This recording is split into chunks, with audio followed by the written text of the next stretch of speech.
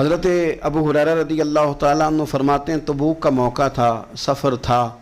تو کھانا ختم ہو گیا، بڑی سخت بھوک سے لوگوں کا واسطہ پڑ گیا اس جنگ کے موقع پر۔ اب سواریوں کے لیے اونٹ موجود تھے، تو بعض لوگ حضور کی بارگاہ میں حاضر ہوئے، یا رسول اللہ صلی اللہ علیہ وسلم اگر اجازت دیں تو اونٹ نہ ذبح کر لیں،